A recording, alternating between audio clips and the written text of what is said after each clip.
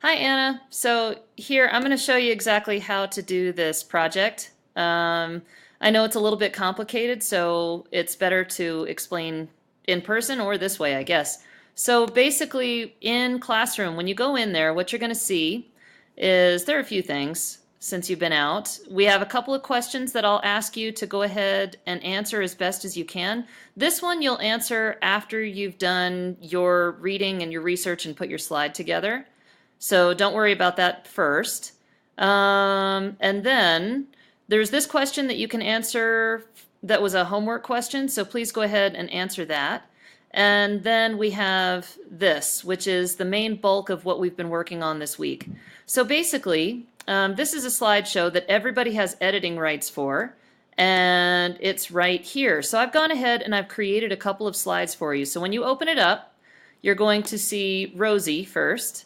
And then it has the basic instructions here.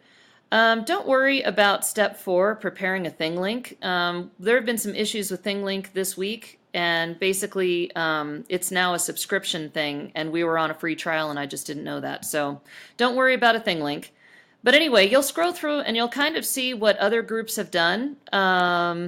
This one on the Marshall Plan is kind of a nice example because they have an additional image that they decided to insert. They've got some information here that they used. It's not overwhelming, but there are several important points about the Marshall Plan. Although they probably could have added a couple more details about it, but they did have an awful lot to say about it during class, which they explained it very well.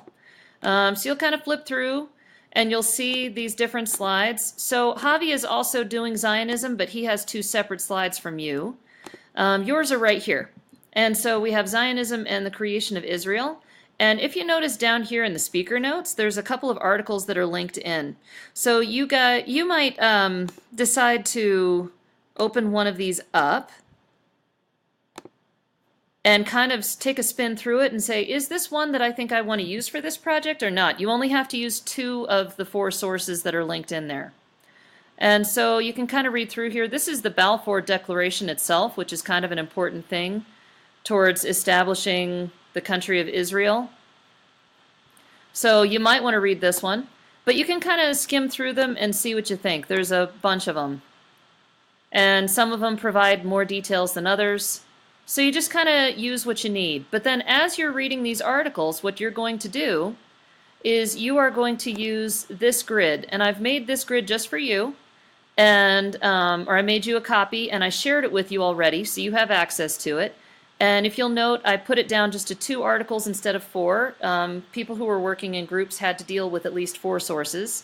So once you're reading an article, like let's say this one, as you're reading through, you're going to put in information from the article in here. And that means you can copy and paste if you want to and then throw quotation marks around it, or you can paraphrase. It is totally up to you.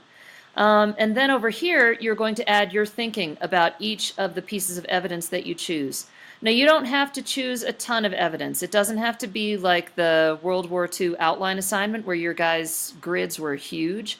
Not necessarily, but you want to make sure that you are pulling enough information that you feel like you have some expertise on this topic and that you're going to be able to explain it well to fellow students. Then, after you've finished this up, you're going to go ahead and maybe use this space down here to brainstorm a little bit.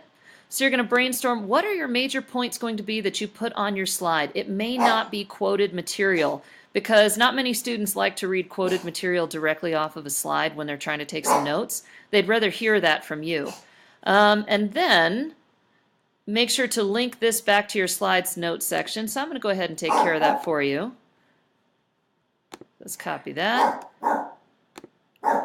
So I'll link it here on your slide, and I'll just go ahead and link it to your title. So go ahead and insert link.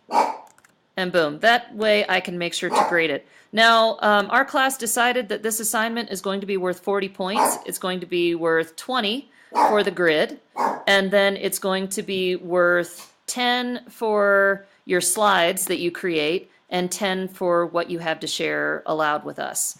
And so you can use these spaces in here to go ahead and you can use bullet points if you want. You can change this up. but you want to go ahead and add information in here that you think is going to be helpful to students and helpful to you as you're explaining this topic to us. And each student so far has taken just maybe about 5 minutes to explain what was on their slide. Like for example, I did this one on Iron Curtain because no other group had chosen it. And then I also included a video. You do not need to include a video. Just straight up information, and you're explaining it to us as best as you can. Well, I hope that's helpful to you. Remember, you can access the slideshow in Classroom, and that is the main thing that we worked on this week. So if you do that for Monday and you're all ready to go and you're all ready to present, then you'll be in good shape. Let me know if you have any questions. I'd be happy to answer them for you.